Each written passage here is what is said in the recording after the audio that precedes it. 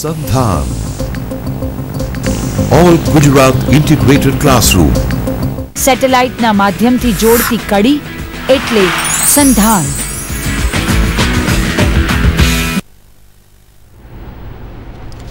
Hello, good afternoon viewers.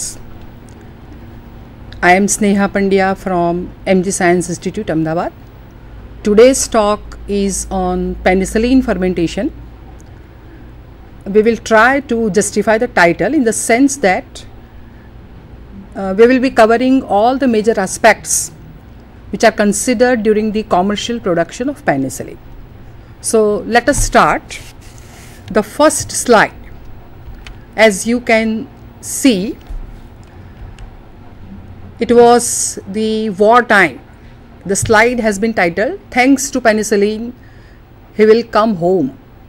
That is the title, which is about the magic discovery or the discovery of the magic molecule penicillin, because during the wartime no antimicrobial agent was available and there was a huge demand for an effective antimicrobial agent to treat the cuts and wounds of the soldiers.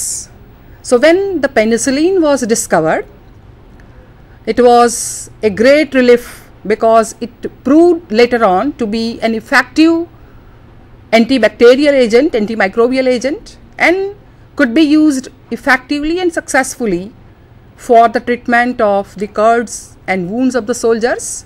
And the chemotherapeutic application of this compound, penicillin, saved many lives.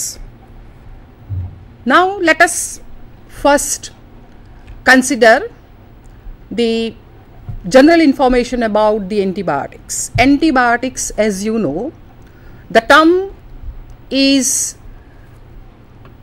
against life. These are the compounds which are produced by the living microorganisms, and they are capable of inhibiting or killing the growth of the other microorganisms in high dilution.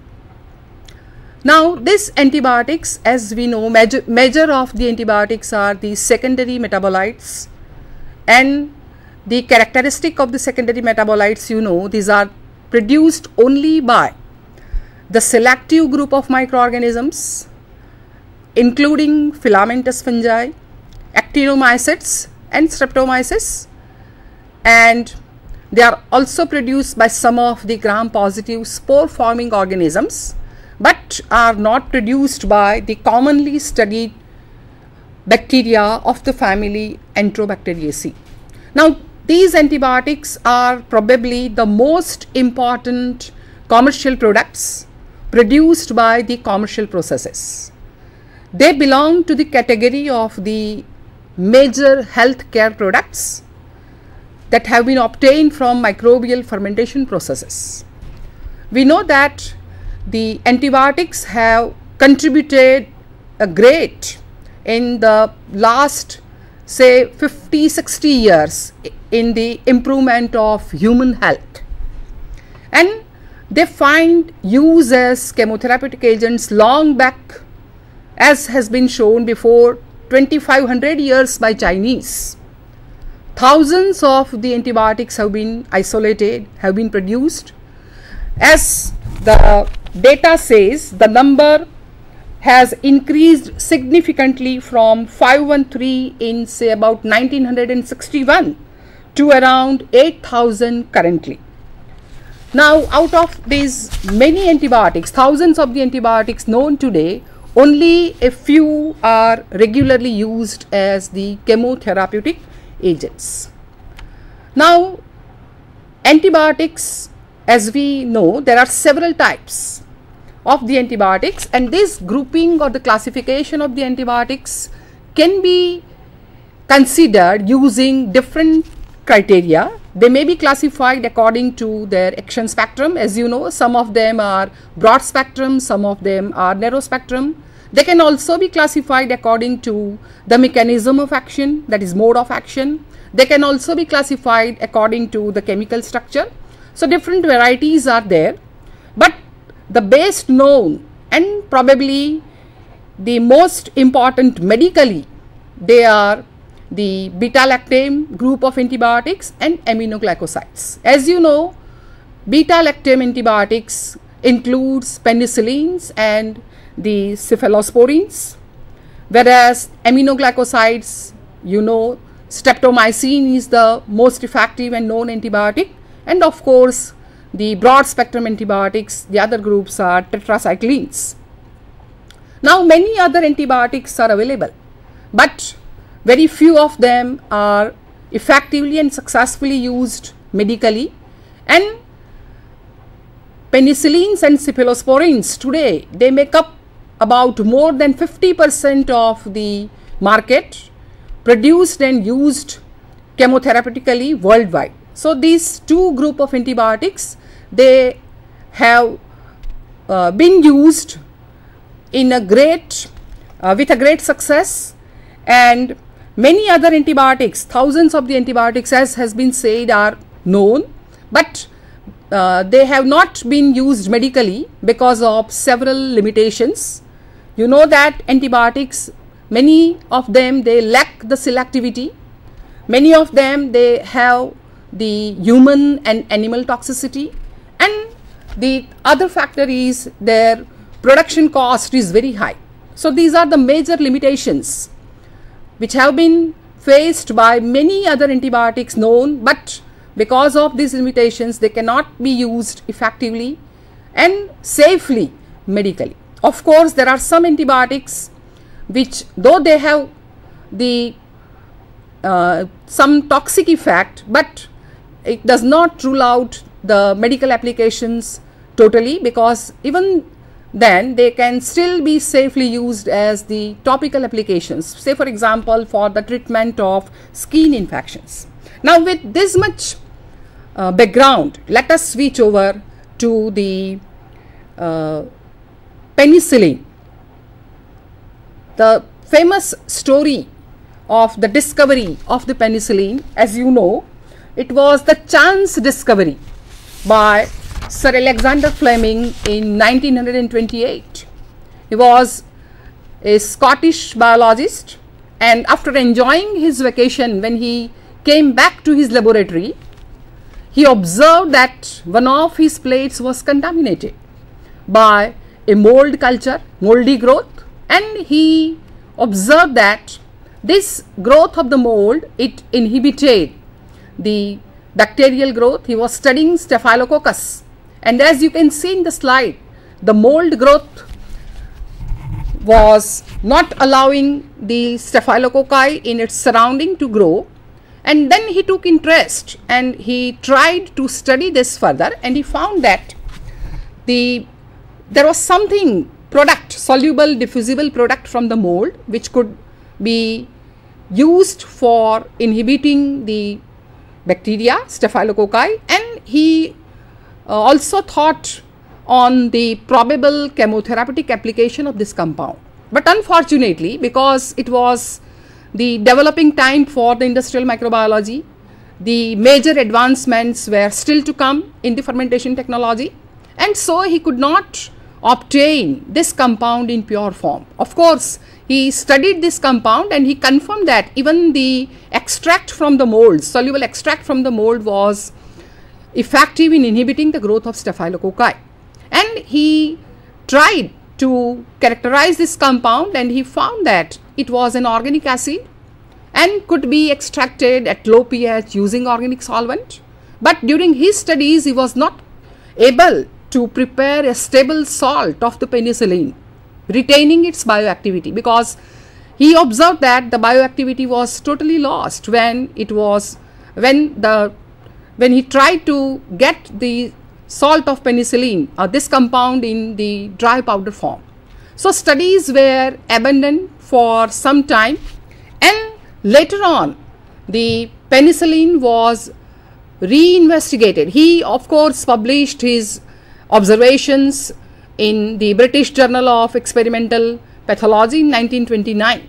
So this was the chance discovery of the penicillin by Alexander Fleming, and these are the pioneers, because after the studies and the findings of Alexander Fleming, it was reinvestigated. Penicillin was reinvestigated by a team of English scientists led by Florey Chain and Hartley at Oxford University, and they further studied and they confirmed the acidic nature of the penicillin, and they also successfully could grow the penicillin in large mass, because it was necessary to obtain this compound in large quantity for characterization and the further study. So they could cultivate large quantity of the mold and could get the penicillin in high amount, and with their continuous efforts it was then possible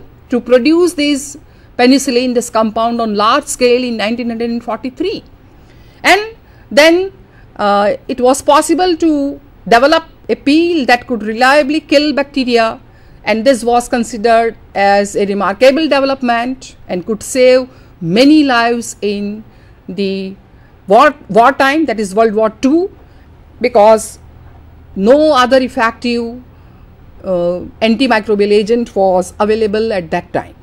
So during their studies, they also tried to grow this penicillin, this mold, penicillium, in large mass, and with the development, with the studies, it was the simultaneous development in the fermentation technology, and the huge demand for the penicillin triggered the developments both in fermentation technology and medicine.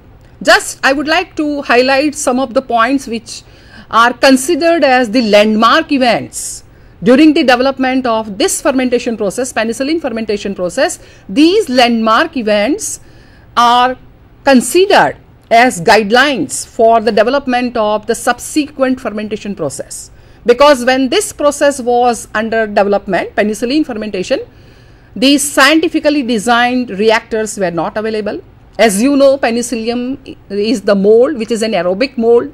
Growth of this mold in the fermenter results in the development of high viscosity, which is accompanied by the interference in the supply of oxygen.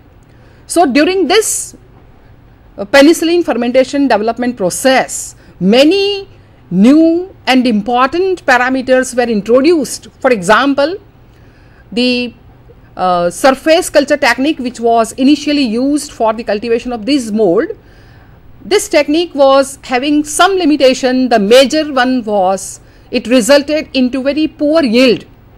The quantity of the penicillin obtained through the surface mat culture process initially was not enough to satisfy the demand. There was a great demand, and because it was produced in low quantity, it was marketed at high cost, which is also not desirable. So they switched over for the isolation of another strain of this penicillium, and as we know from Penicillium notatum, initially the strain which was studied by Alexander Fleming was Penicillium notatum, and then later on, when the submerged technique was introduced, the switch over was made from surface to submerged. That strain, original strain of Fleming, did not respond as it should be, and so there was a need for the development of a new strain, Penicillium chrysogenum. How it was developed, that we are going to consider in the later part. But these studies, they led to the development of a special program which now today we know as strain improvement program. So strain improvement program was introduced. Pilot scale studies were also introduced with the development of this process. There was no systematic downstream protocols available. So that was also that is also considered as a great achievement during this process. Then the use of the impellers and the spargers to get adequate aeration and agitation, these are also considered as the major advancements. So these are few of the landmark events that I have highlighted, and all of you should know that these were introduced during the development of this process, and they are considered as the landmark events, and they were considered as guidelines or references for the development of the subsequent fermentation process when they were developed for many other microbial products. Now, Let us see the mode of action of the penicillin. As we know, penicillin, like antibiotics, they are effective on the peptidoglycan synthesis, and so they are specifically most effective on growing cells of the microorganisms, growing cells of bacteria. And I would like to here highlight, that is, you should be knowing that when we perform penicillin bioassay, this is the reason why we are using spore suspension of the Bacillus subtilis and not the vegetative cells, because the spores, when they are growing into vegetative cells, when the peptidoglycan biosynthesis is going on, penicillin would act at these sites. It will interfere the peptidoglycan synthesis, especially the cross-linking transpeptidation reaction, and this will result into the incomplete peptidoglycan. It will result into the severely weakening of the cell wall, and as a result of that, because cell wall is the vital structure for the bacteria, and when its synthesis is interfered, then it will then it finally results into the lysis of the cell. It results into the death of the cell. So this is the simple mode of action, and you should be knowing that it is most effective on growing cells, and it interferes the cell wall synthesis, cell wall biosynthesis. And then let us consider in the next slide the spectrum of activity. As we know that this is the narrow spectrum antibiotic. Penicillin is a narrow spectrum antibiotic, and it is effective on the gram-positive bacteria, staphylococci, nocardia, actinomycetes. Nowadays we know that there are many modified penicillins are available, which we know as the semi-synthetic penicillins, and they have got, or they are considered as the newer versions of the penicillin, and they are superior to the original penicillin in many other aspects that we are going to consider in the next slide. So the spectrum of activity is the narrow spectrum, effective on gram-positive bacteria mainly, and as you can see in this slide, the gram-positive bacteria, they are having the peptidoglycan, whereas in case of gram-negative bacteria, there is presence of the outer membrane, and so positive bacteria, they can be killed easily by the penicillin, whereas in case of gram-negative bacteria, the outer membrane, it serves as the selective permeability barrier and thus protects the gram-negative bacteria from the action of the penicillin. Now the structure of the penicillin, as you know, it is the beta-lactam antibiotic, and you can see in the slide there is presence of the thiazolidine ring, which is fused with the beta-lactam ring, and you can see the acyl side chain. Acyl side chain is the, we commonly consider it as the R side chain. It is the structure which is different for different penicillins. We know when we consider the structure of the penicillin, you can see in the next slide that different penicillins are being produced, but these penicillins, they share a common nucleus. As you can see, the beta-lactam ring fused with the thiazolidine ring, this is the structure of the 6-amino-penicillinic acid, which is a common structure for all the different penicillins, and they differ in the acyl side chain, R side chain, which is linked through the amide linkage to the 6-amino-penicillinic acid, and it is the R structure, side chain structure, which determines the type of penicillin produced. Then uses of penicillin, as you know, in general antibiotics, mainly they are used as chemotherapeutic agent, but at the same time they also have some other applications, non-medical applications. Similarly, penicillin is also used medically as well as non-medical. Medical purpose, as you can see, 38% for the human medical purpose, 12% veterinary medical purpose. So there they are used as the chemotherapeutic agent. The antibiotics, the penicillin, whenever it is used for the human and veterinary application, the application is regulated by the government, in order to avoid the problems of the antibiotic resistance.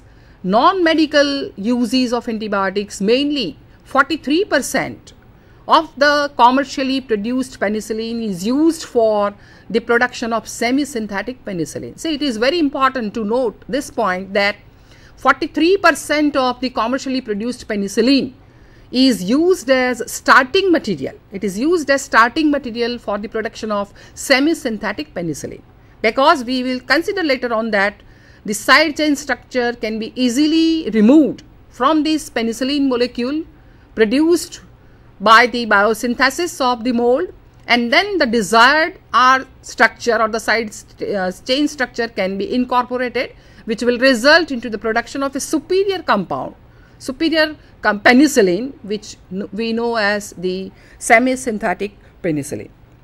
Now in the next slide, in addition to these starting use of penicillin as starting material for semi-synthetic production, 7% of the produced penicillin, it is used in the other applications where you know that penicillin is used as the controlling agent for the control of the infections of the crop plants.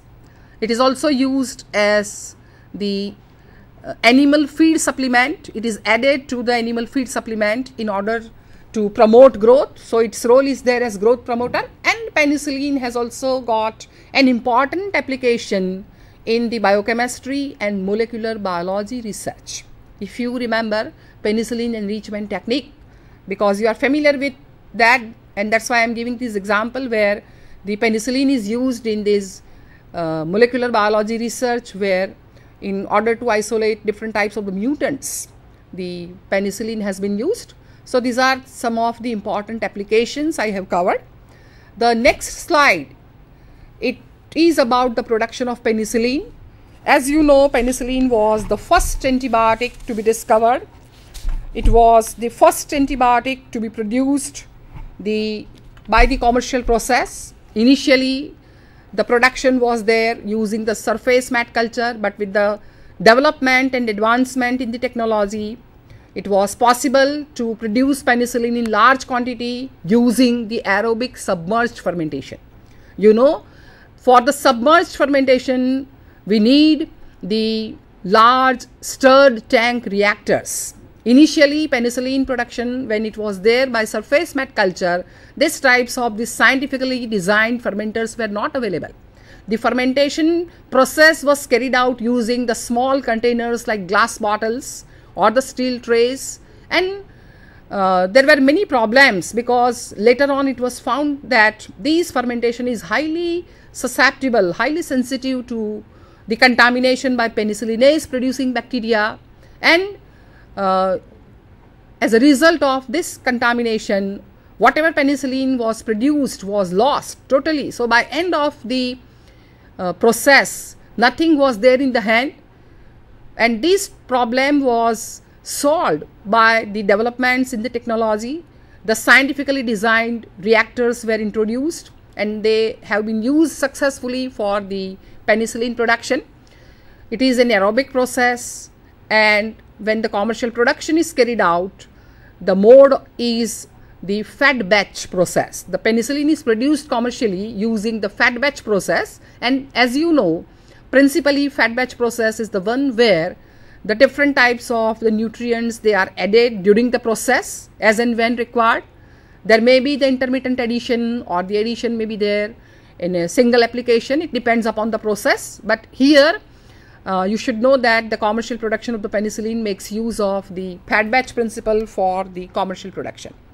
In the next slide, you can we are now considering some of the basic aspects, as it has been repeatedly said that the yield was the major problem with this process initially, and so continuous efforts and the research has been made in order to improve the yield of the penicillin.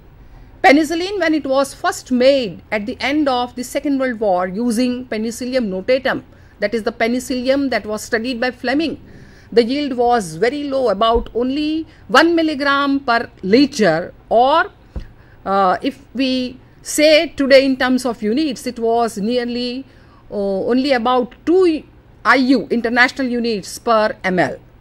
And today it has been reported that the penicillin yield is more than 85,000 IU per ml. So there is a drastic increase in the yield of the penicillin, and if we say in terms of gram, it was from about 0.0012 grams per liter. Today it has been possible to raise it to more than 50 grams per liter. So this data, it shows the importance and the success of the strain improvement program, which has been carried out continuously for a very long spell of time, and that has resulted into very high yielding strains of the penicillium. Let us see how the improvement program was conducted. Initially, the penicillin yield was very low, and the low yield was the major problem for this process, and so the improvement in composition of the medium was first considered. We know that penicillin, when it was produced initially, in absence of the precursors, the natural penicillins that were produced, as we know, the penicillin F was the variety produced by the Penicillium notatum when it was used by Fleming, and then when the other species was isolated by Flory Chain and their team, it was Penicillium chrysogenum. The earlier strain was the NRRL 1951. It was producing higher quantity of the penicillin, but the penicillin produced by this NRRL was dihydro-F, K, and even the benzyl penicillin. So these different varieties of the penicillins were, these are the natural penicillins produced in absence of the precursor. Now, while conducting the strain improvement program, while making efforts to increase the yield of the penicillin, first they concentrated on the improvisation of the media. And as you have seen already in the slide, that the improvisation was made by using a component which is the corn steep liquor, use of CSL. Use of CSL, when it was there for the first time, it resulted into the drastic increase in the amount of penicillin. It was noted that 20 to 25% rise could be obtained by adding this compound. We know that this is the byproduct of the maize processing industry, available at low cost easily, and so it will be economically also accepted. So this corn steep liquor resulted into the drastic increase of the penicillin. Not only in that, but it also increased the proportion of the desired penicillin. Out of the varieties of the natural penicillins produced earlier, it was found that the benzyl penicillin or the penicillin G was the most desirable variety of the penicillin because of its stability and pharmacological properties. So when corn steep liquor was added for the first time, higher yield was obtained, and the second gain was the higher proportion of benzyl penicillin. So this was this was considered as a very important point, because then lesser efforts were then required in order to remove the other penicillins during the recovery and purification of the process. So the first approach was the improvisation of the media, where the corn steep liquor was introduced, and second use was the addition of the precursors. Penicillin production, during the studies, it was found that it was regulated by the use of the precursors. When corn steep liquor was used, it was found that corn steep liquor, it contained different amino acids like phenylalanine and the degradative products, and it was found that this phenyl acetic acid, which was the product from this phenylalanine, was found to be incorporated directly into the side chain structure of the penicillin molecule. And later studies confirmed that by using the other types of the precursor materials, it was possible to get the different types of the penicillins, because as we know that different varieties of the penicillins, they differ only in their side chain structure. So side chain structure can be regulated by using the varieties of the precursor compounds. So the phenyl acetic acid is the precursor which was responsible for producing benzyl penicillin or penicillin G, and the penicillin V, when it was produced, it was found that it was the result of the use of the other precursor phenoxyacetic acid. So at this stage, I would like to highlight the importance of the precursors in penicillin production. The pharmacologically superior penicillin, benzyl penicillin, could be produced in large quantity.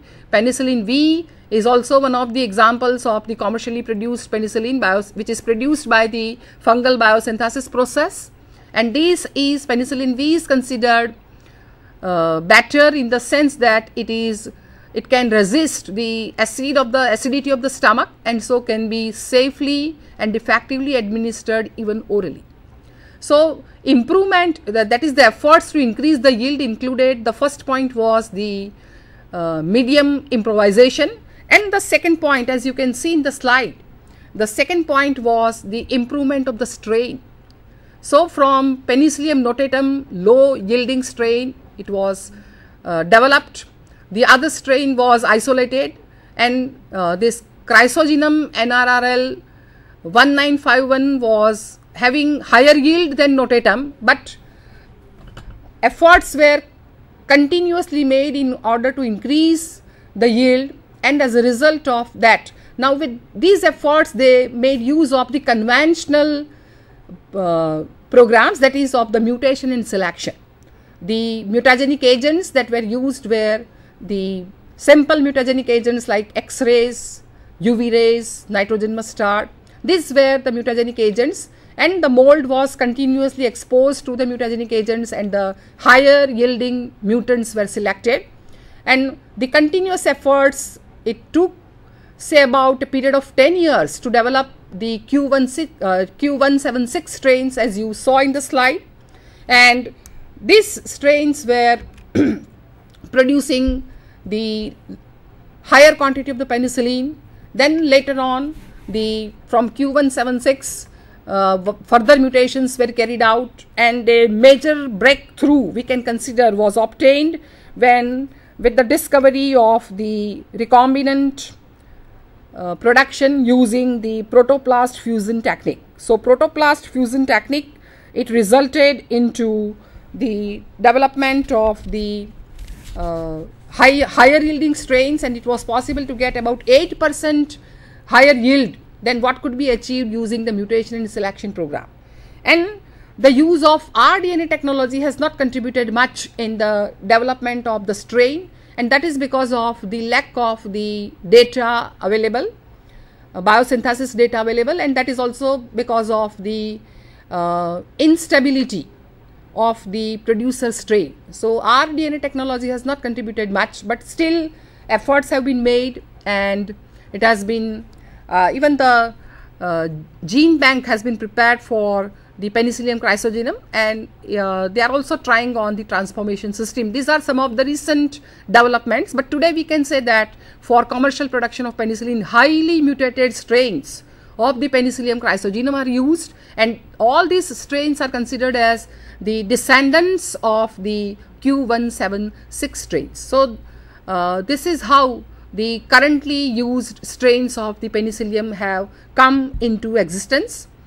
As you saw that currently the submerged technique is used, and in the previous slide you saw the internal view of the large stirred tank reactor which is used for the process. Now let us switch over to the reactor design which is used for the penicillin process. As you can see in the slide, it is the hemispherical stirred tank reactor made up of stainless steel, which is robust and can withstand the repeated rounds of the sterilization cycle, can withstand the high pressure because of the media. The reactor is equipped with the mechanical agitators, impellers, and it is also having the presence of the spargers, which is required for the aeration, that is for the supply of oxygen, which is a very crucial factor in terms of the penicillin production. Now these types of the reactors, they are commonly used for the commercial production of penicillin.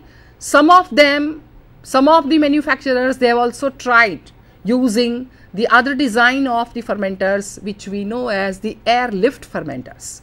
Airlift fermenters, according to their design, they are considered attractive in the sense that economically they are more attractive, but airlift fermenters have not got the general commercial application. They have been used only for the penicillin manufacturers who are using the mutants of this penicillium, producing the low viscosity in the broth. Otherwise, commonly the stirred tank reactors are used for the commercial process. Now in the next slide, you can we are considering the industrial production of the penicillin. As you know, all the industrial processes, they are considered, they are studied under two different titles: upstream process, downstream process. Upstream process is considering, that is, it covers the basic steps for that is the designing of the media, sterilization of the media, inoculum preparation, and finally it results into the mass cultivation of the process organism. Whereas the downstream processing, it is concerned with the applications of highly sophisticated techniques and equipments, which finally results into the extraction and purification of the product from the fermented broth. The figure that you are seeing just now, we are going to talk about this later on, that is how actually the product may be extracted using the countercurrent extraction system. So this diagram shows how the countercurrent extraction system is used, using the organic solvent in order to recover penicillin, which is produced from the during the fermentation process.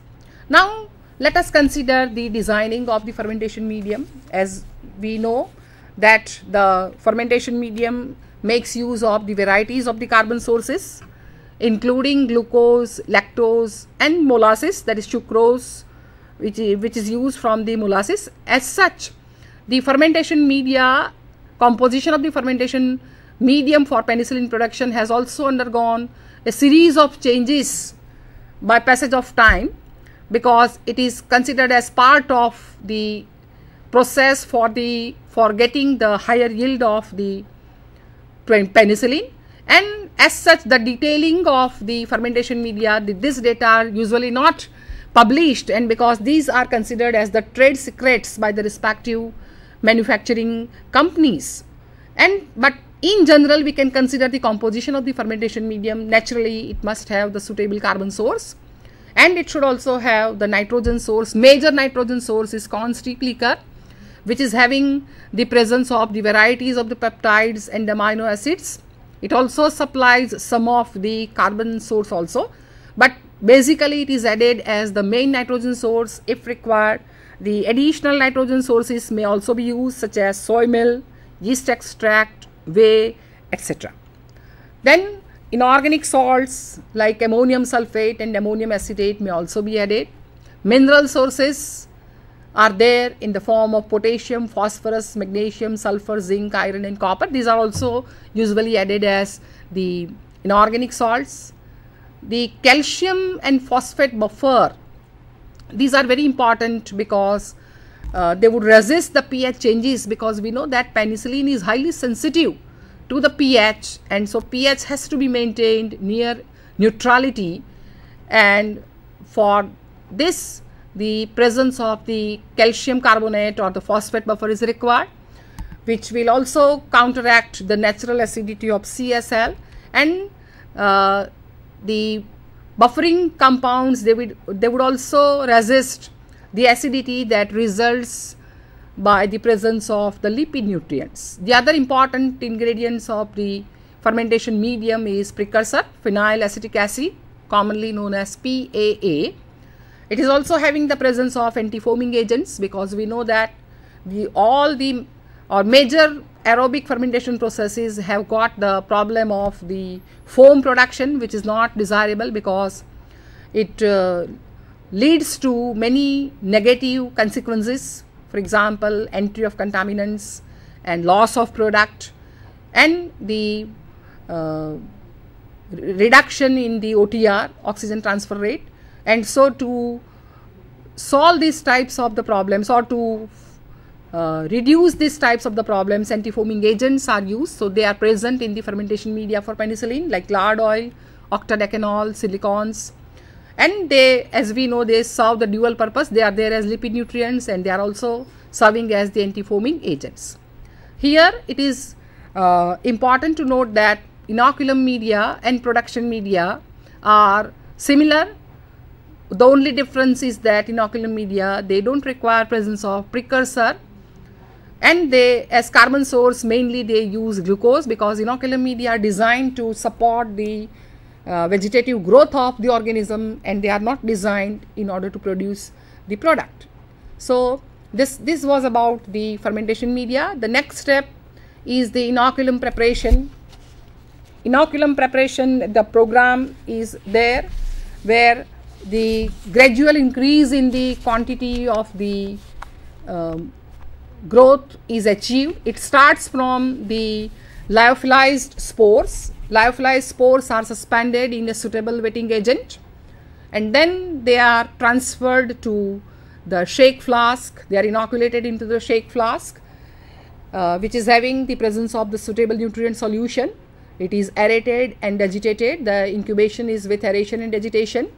The spores, they are then they germinate, and then from the shake flask they are transferred to the primary seed tank, where there would be increase in the quantity of the mold growth, and if required, from the primary seed tank they are inoculated, they are transferred to the secondary seed tank, and during the development of the inoculum, the mold is continuously provided with the aeration and agitation, which will result into the growth of the mold in terms of the pellets. So this is very important to note, that the inoculum, during the inoculum preparation, mold growth is obtained in the form of pellets. Of course, they are the loose pellets and not loose pellets of mycelia, and they are not in the form of compact balls. Now, during the inoculum preparation, periodic checks are made for the entry of contamination. This is very important to note, because we know that all fermentation processes, they require healthy inoculum. If the inoculum is healthy and active, then and then only it will result into into a great success in the subsequent commercial process. So during the inoculum preparation of the penicillin, the periodic samples are collected, and they are checked for the entry of the contaminants by using either the microscopic examinations, or the broth are inoculated and then they are studied. As I have already mentioned, that this fermentation is highly sensitive to contamination by penicillinase producing organisms. So this has to be ruled out right from this stage. So inoculum is prepared, and finally from the seed tank, the inoculum is added to the production tank. Let us see what are the requirement, or what are the parameters for the commercial fermentation process. As you can see in the slide, the process is carried out using the stirred tank reactors of very high capacity. Fermenter capacity is in terms of 40,000 liters to 2 lakh liters. The giant fermenters are used. Higher capacity fermenters, with the increasing capacity, the accompanied problem is that of an effective transfer of the oxygen. So still larger capacity fermenters, higher capacity fermenters are usually not used. Inoculum is added in the quantity of, say, about 10% volume by volume with air pressure.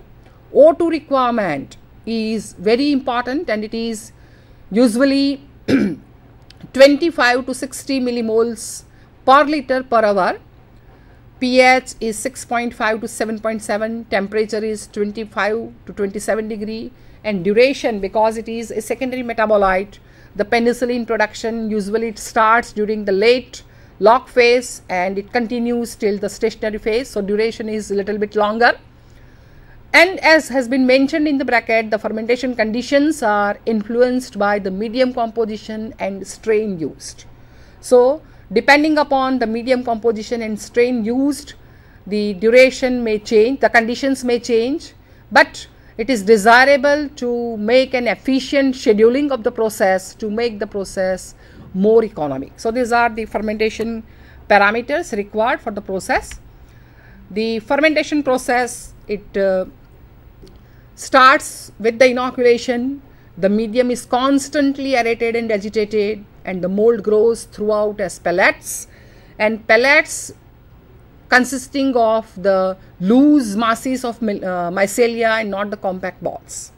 After about 7 days, growth is completed and the pH picture is very critical. pH rises to 8 by end of the process, and usually penicillin is harvested before the autolysis of the organism sets in. In the next slide, as we can consider this as the course of penicillin production.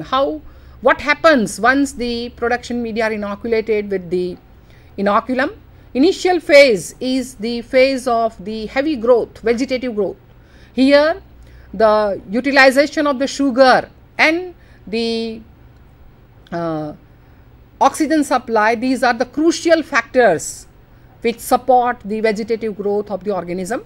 High growth rate is maintained for the first 2 days. Once inoculated, the growth doubles with every 6 hours, and so within 2 days it results into the development of high viscosity, and the high viscosity of course requires more effective transfer distribution of the oxygen.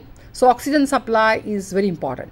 After the initial phase of the vegetative growth, it is followed by the penicillin production phase. During this later stage of the growth, penicillin is produced, and when the mold, as it approaches the stationary phase, some changes are made. As you can see in the slide, feeding of the carbon source is there then at low rate, because initially for the growth of the mold, the carbon source is supplied in full-fledged, but as it approaches the stationary phase and as the penicillin production starts, the feeding of the carbon source is there at low rate, and this then results into the starvation conditions which are actually required for the penicillin production. So starvation conditions set in, triggering the penicillin production, and then penicillin production, it continues for say about 6 to 8 days,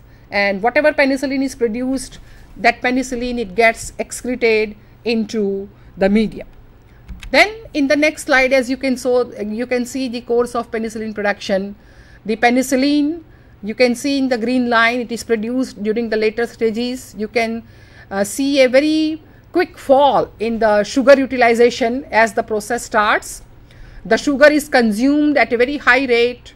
There is a linear increase in the beginning of say about 40 to 48 hours in the number of the cells, and penicillin production, it starts during the later stages of the growth, and then it acquires its peak by the end of the stationary phase of the growth. In the next slide, you can see once penicillin is produced and excreted into the medium, the next point is the downstream processing, how to recover the penicillin from the process.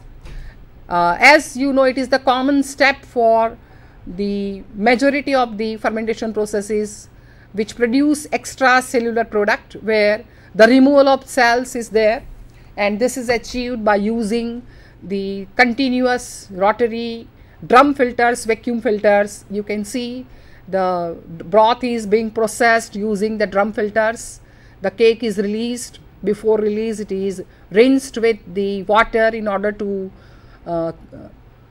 save or in order to collect the residual penicillin, and then the filtrate, from the filtrate the penicillin is extracted.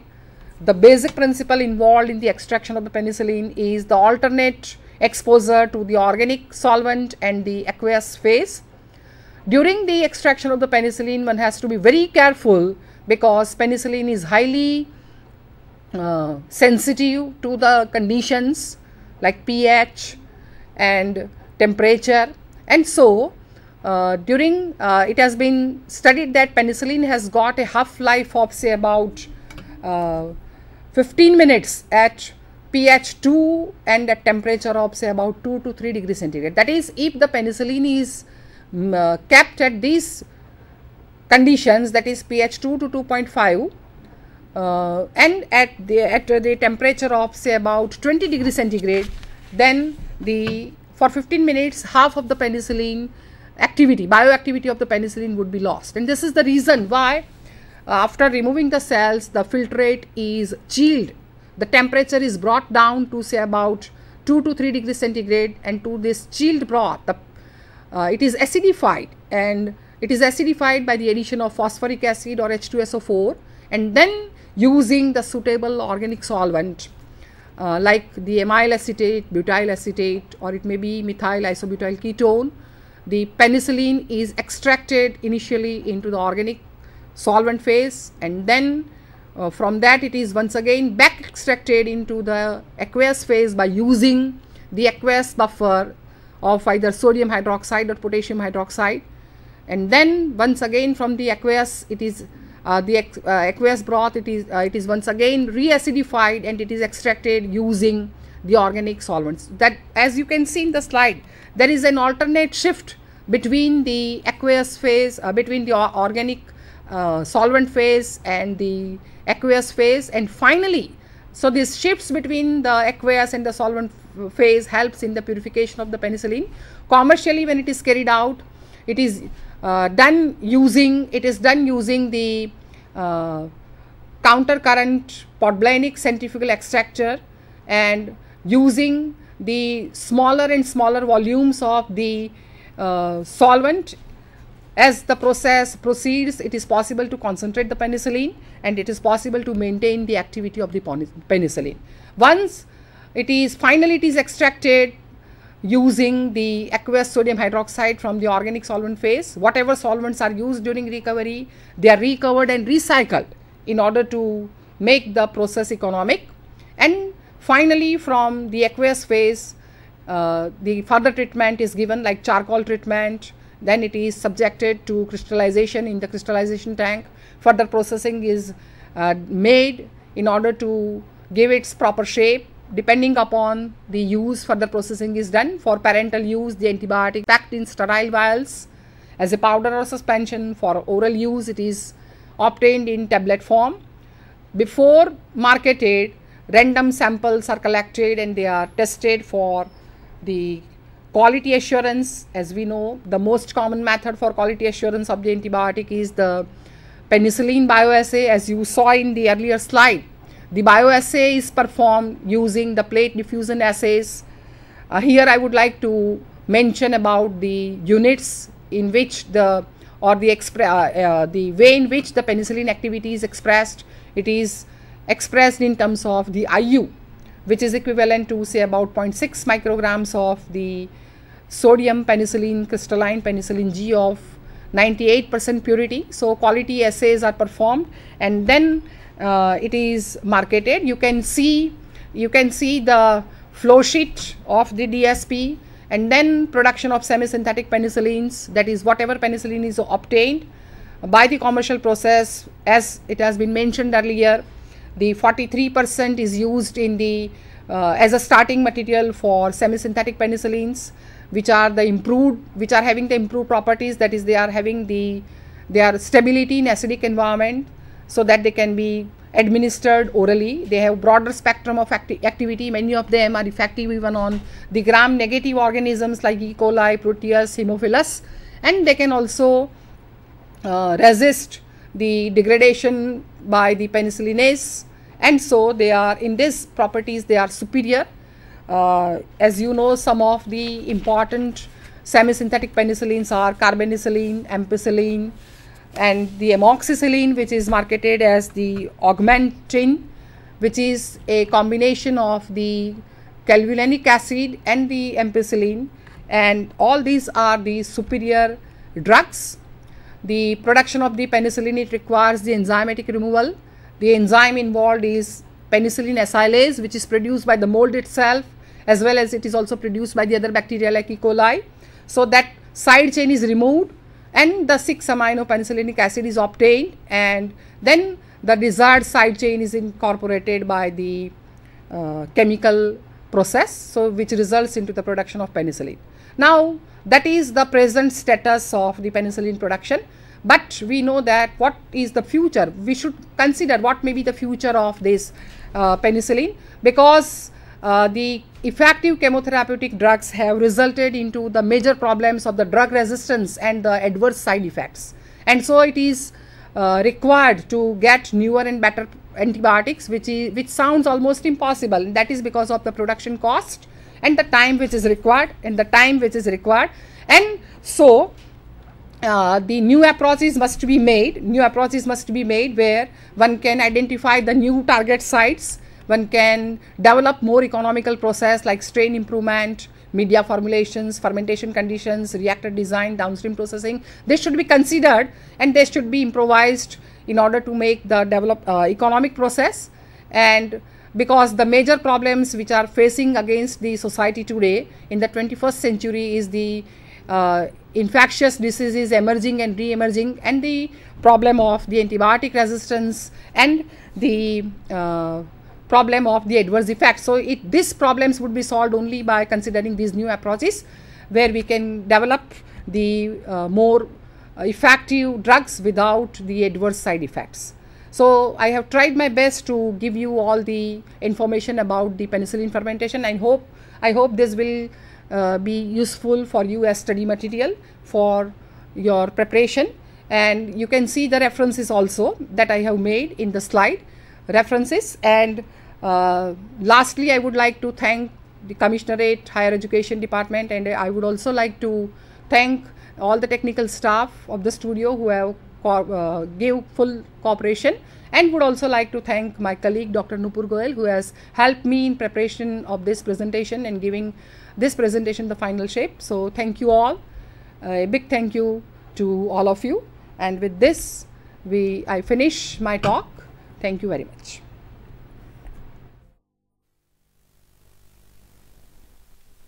Sandhan. All Gujarat Integrated Classroom. સેટેલાઇટના માધ્યમથી જોડતી કડી એટલે સંધાન.